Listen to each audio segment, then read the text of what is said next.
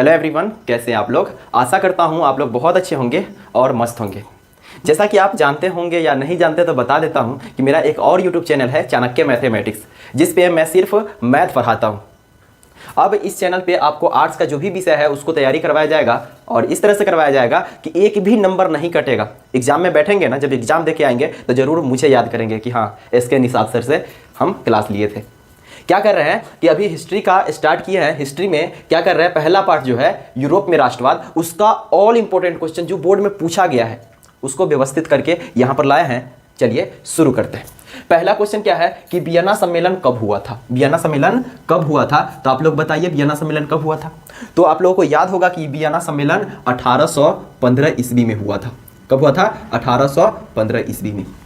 दूसरा क्वेश्चन है कि जिनेवा संधि कब हुई। जिनेवा की संधि कब हुई, तो आप लोगों को याद होगा कि जिनेवा की संधि 1954 ईस्वी में हुई थी। आप लोग क्या करेंगे, कॉपी में लिखेंगे, अभी नहीं लिखिए, जब कहेंगे ना कि लिख लीजिए तब लिखना है।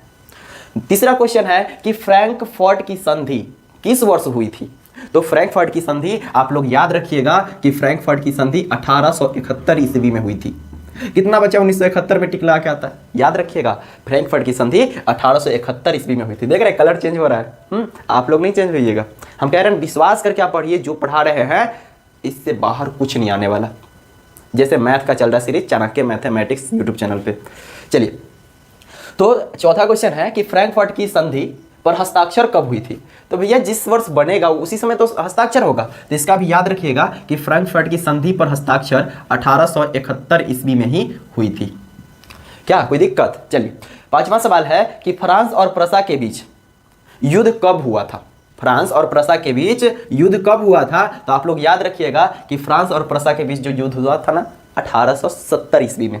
1870 ईस्वी में कहाँ हुआ था, आप लोग कमेंट करके बताइए कि फ्रांस और प्रसा के बीच में जो युद्ध 1870 ईस्वी में हुआ वो कहाँ हुआ था, किस जगह पर हुआ था।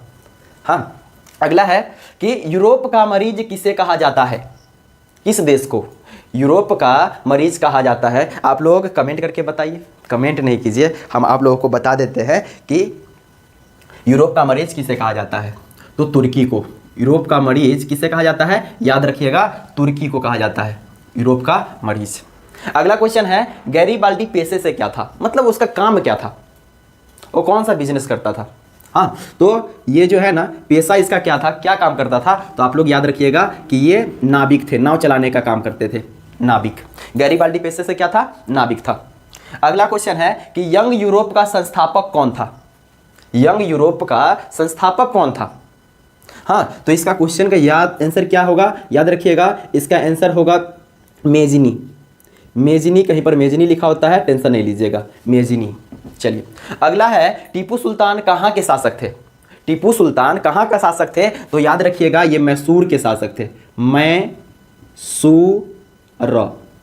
मैसूर के शासक थे। कहाँ के शासक थे, मैसूर। हाँ, भैंसूर नहीं, मैसूर।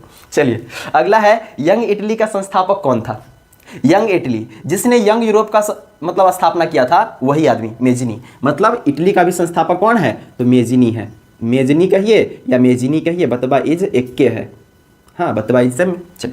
अगला है कि रक्त एवं लौह नीति का अवलंबन किसने किया था। तो आप लोगों को याद होगा कि रक्त एवं लौह नीति का अवलंबन किसने किया था, तो बिस्मार्क ने किया था। बिस्मार्क, ये बिस्मार्क बाबा जो है ना, अभी तीन नाम आया, मेजिनी, उससे पहले नहीं, हाँ, गैरीबाल्डी और बिस्मार्क, ये सब क्या किया था, किसका एकीकरण किया था, वो भी क्वेश्चन आएगा इसके बाद, देखिएगा। 1871 में कौन सी संधि हुई थी, समधि नहीं, 1871 में कौन सी संधि हुई थी, तो जस्ट उल्टा करके पूछा है। क्या ये फ्रैंकफर्ट की संधि किस वर्ष हुई थी, तो 1871। अब पूछ रहा है कि 1871 में कौन सी संधि हुई थी, कौन सी संधि हुई थी, तो बस फ्रैंकफर्ट की संधि हुई थी, लिख लेंगे आंसर, फ्रैंकफर्ट की संधि, फ्रैंकफर्ट की संधि। चलिए, अगला क्वेश्चन है क्या कि किस युद्ध के बाद जर्मनी का एकीकरण हुआ। किस युद्ध के बाद जर्मनी का एकीकरण हुआ, इसका कमेंट करके आप आंसर दीजिए, जवाब दीजिए। अगर नहीं जवाब दीजिएगा तो मैं तो जवाब दूंगा ही, नीचे डिस्क्रिप्शन में जो कमेंट बॉक्स है उसमें दूंगा। अगला है जर्मन राइन राज्य का निर्माण किसने किया था। जर्मन राइन राज्य का निर्माण किसने किया था, तो आप लोगों को पता होगा कि इसका आंसर होगा नेपोलियन बोनापार्ट। नेपोलियन बोनापार्ट ने, नेपोलियन बोनापार्ट ने, चलिए इसने किया था जर्मन राज्य का निर्माण, तो नेपोलियन बोनापार्ट ने। क्या इतना समझ में आया? समझना क्या है दोस्तों, इसको लिख करके आप याद कर लीजिए, ये समझने वाला नहीं, समझना है तो मैथ वाले क्लास में आइए चाणक्य मैथमेटिक्स यूट्यूब चैनल पर। चलिए इसको क्या कीजिए, थोड़ा सा रोकिए, उसके बाद नोट कीजिए और फिर आगे देखिए वीडियो। तो चलिए अब 14 के बाद देखते हैं। 14 के बाद क्या है, 15 नंबर क्वेश्चन कि इटली और जर्मनी के एकीकरण के विरोध में कौन था, कौन सा देश? तो आप लोग याद रखिएगा ऑस्ट्रिया, ऑस्ट्रिया।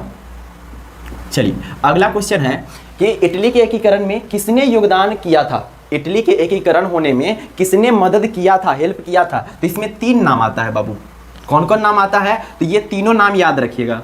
उसके लिए कौन कौन, मेजनी, काबूर, गैरीवाल्डी। तो मेजनी याद रखिएगा, काउंट काबूर याद रखिएगा, उसके बाद है ये वाला काउंट काबूर, और तीसरा गैरीवाल्डी, गैरीवाल्डी याद रखिएगा। चलिए अगला क्वेश्चन है, सन 1870 में फ्रांस और प्रसा के बीच युद्ध कहाँ हुआ था? फ्रांस और प्रसा के बीच में जो युद्ध हुआ था 1870 में, कहाँ पर हुआ था, किस जगह पे हुआ था? तो उस जगह का नाम याद रखिएगा, सेडोन। क्या याद रखेंगे? सेडोन। कुछ बच्चे कहते हैं कि सेडोवा, तो सेडोवा होगा कि सेडोन, आप लोग थोड़ा कमेंट कीजिएगा तो पता चले। चलिए अगला है जालबेरिन संबंधित था, जालबेरिन किससे संबंधित था? तो ये जालबेरिन जो है ना एक संस्था था, एक इंस्टीट्यूशन था, हाँ, जो संबंधित था क्या चीज़ से? तो व्यापारियों से, व्यापारियों से। जालबेरिन एक संस्था थी जो किससे संबंधित थी? व्यापारियों से। अगला है काउंट काबूर को विक्टर इमैनुअल ने किस पद पर नियुक्त किया? तो याद रखेंगे आप लोग, प्रधानमंत्री के पद पर, और प्रधानमंत्री को कहीं कहीं चांसलर भी कहा जाता है। क्या कहा जाता है? चांसलर। चलिए तो काउंट काबूर को विक्टर इमैनुअल ने किस पद पर नियुक्त किया था? तो प्रधानमंत्री के पद पर नियुक्त किया था। अगला क्वेश्चन है कि जर्मनी के एकीकरण में, जर्मनी के एक होने में, अच्छा एक होने में नहीं, यहाँ पर नहीं है, कि जर्मनी के एकीकरण के वास्तुकार कौन था? किसने जर्मनी को एकीकरण करने में मदद किया? तो उसका नाम है क्या? बिस्मार्क। कौन है बाबू? बिस्मार्क याद रखेंगे आप लोग, बिस्मार्क। हाँ वैसे भी मेरा मार्कर कितने रुपये का है? 20 रुपये का है, बिस्मार्क। चलिए अगला क्वेश्चन है कि इटली के एकीकरण में निम्न में से किसका संबंध नहीं है? इटली के एकीकरण में, तो आपको पता है कि इटली के एकीकरण में किस किस ने योगदान किया? तो मेजनी ने किया, काउंट काबूर ने किया, गैरीवाल्डी ने किया, 3। तो ये संबंध होगा इस तीनों का, लेकिन बिस्मार्क किससे संबंधित है? बिस्मार्क तो जर्मनी से संबंधित है, क्योंकि जर्मनी का एकीकरण किसके कारण हुआ? बिस्मार्क के कारण। यहाँ पर आपका पहला चैप्टर इतिहास का, यूरोप में राष्ट्रवाद का टोटल VVI क्वेश्चन कंप्लीट हो गया। इससे बाहर एक भी क्वेश्चन नहीं आएगा दोस्तों। अगर आपको यह वीडियो अच्छा लगा है तो लाइक कीजिए, अगर अच्छा नहीं लगा तो डिसलाइक कीजिए, वैसे तो नहीं जाने देंगे। अगर आप चाहते हैं कि मैथ का भी इंपॉर्टेंट क्वेश्चन करें तो आप जा सकते हैं किसमें? Chanakya mathematics, Chanakya mathematics YouTube channel पर, मैथमेटिक्स यूट्यूब चैनल। हाँ सिर्फ ऐसे आवाज़ कीजिए चाणक्य मैथमेटिक्स, इसके निसात सर आ जाएगा मेरा चैनल। समझ रहे बात? चलिए मिलेंगे अगले वीडियो में, अगला चैप्टर लेकर के, उसका भी इंपॉर्टेंट क्वेश्चन करेंगे। Thank you.